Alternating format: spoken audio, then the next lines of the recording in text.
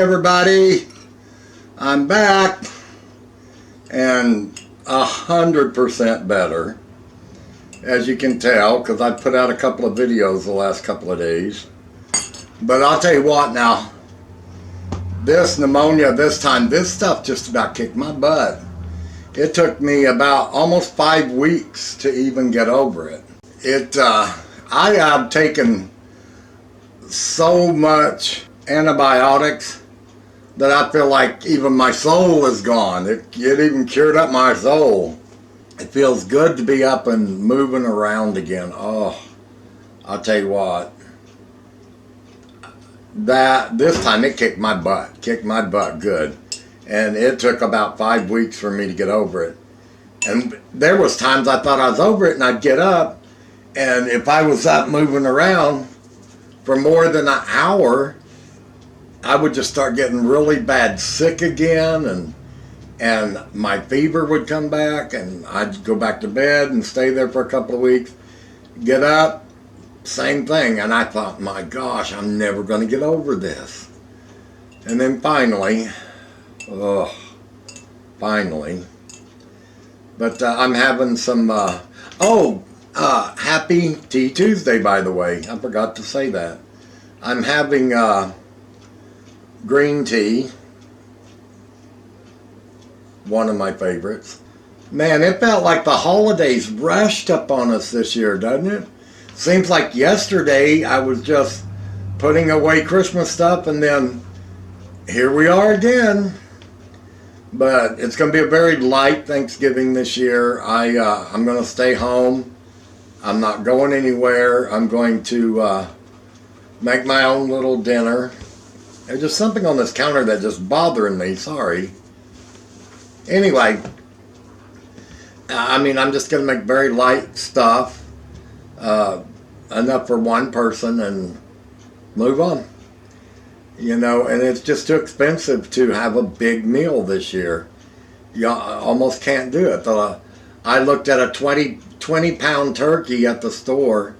It was almost $50. So I left it. So what I got was a very small turkey breast roast. I think that's what it was called, a turkey breast roast. And I'm going to see what I can do with that. But I'm just, my recipe this year is not going to be anything extravagant or anything like that, like I usually do when I cook for more than one person, because it's just me. But I'm going to share the recipes that I do for Thanksgiving, even for myself. I'm going to share them because to me they're interesting. They're not going to be fancy. They're not going to be long videos like I used to put out. No matter how simple what I'm making, I'll put it out for you. Then the day after Thanksgiving is when I got to start putting up Christmas stuff. As you guys know, last year I didn't put up a tree. The only thing I did was hung a wreath on the door, and I let it go at that last year. I didn't decorate it all. I just couldn't get in the mood because of where the country was, and everything was so expensive. And then this year it's even more expensive. But I promised myself this year that I'm going to decorate. I'm going to put up my tree. And I did start working on a few cards. They came out awful. I wouldn't show them to anybody. But now I'm watching videos and I'm practicing, and as soon as I'm brave enough to show you guys that I can do it, then I'll start making videos on them. But I have at least got started, and it's going to be fun. It's funny that I can do a few crafts and I can do redoing furniture, and I can paint and stuff like that. When it comes to making a simple little card, it's like I cannot in my mind seem to put it together. And I think a lot of it comes from watching so many people on YouTube, and the way their cards just come out so beautiful that in my mind, if my cards don't turn out like that, they're not right. And so I have to get into the state of, I'm doing these cards my way, the way I do them, the only way I know how to do them. So they have to be good enough because they're my way, and it's the only thing I can do with them. I cannot do what these other people are doing. That's why there's so many different channels on it, because everybody does it different. Some do it better, some do it worse, but they're all still beautiful cards. And in my mind, I got to be up with them or I'm no good. But I've got to teach myself that what I do and the way I do it is my way. It doesn't matter if it matches the quality and all of that of what they're doing. It's what I do and what I can do. You know, I've got to learn that I can't be the best at everything. I just can't. And I'm not, and I don't want to be. You know, it's like painting. I'm not perfect at painting, but there's some things I can paint, and it just took me a long time to learn how to do it. But there's things that I can do. But even with painting, when I was learning how to paint, I had to learn to be happy with my finished product, because it didn't look as good as somebody else's, or it didn't look as bad as other people's. But I had to come to a place within me that I was happy with what I was doing with it. When my mind told me it was finished, no matter what it looked like, I had to make myself believe it's finished, it's good, it's yours. So, you know, alright, enough about all that crap. Anyway, I hope everybody's doing great, and I'm hoping and praying that everybody has a great Thanksgiving. And I hope all of you can be with friends and family and all of that. And you know, I don't mind being alone for Thanksgiving, because I do see my family and stuff every now and then throughout the year. And so, you know, somebody will stop by and visit me. It doesn't have to be on Thanksgiving. So, you know, I get Thanksgiving and stuff like that throughout all the year when people stop to visit with me that I haven't seen in a long time, or don't usually come around. You don't have to sit down and have a big dinner with them for them to be welcome or for you to feel happy. It helps, but it's not a requirement. Make every day Thanksgiving if you have to. You know, you don't always have to sit down and have a big meal with them. Always be thankful for your friends and family. Anyway, I've been watching Life with Patti, and it looks like she's getting back to the kitchen. There for a while I thought that she had just quit doing cooking videos altogether, but I've noticed that she's got back to the kitchen, and we're glad to see that. I love watching her cook. And Nonnagrace, I just love her videos. You know, she's been showing a lot about her outside and her chickens and just little talk. She doesn't need a big major movie production video to put it out. Sometimes her videos might last a minute to 2 minutes, but she makes sure every day she comes by to say hi, to let you know how her day went, every day. And that, you know, people love that. Even when she doesn't have anything to say, she at least comes on to say hi. You know, but we all need that break every now and then. You've got to take that little bit of break. And I was watching the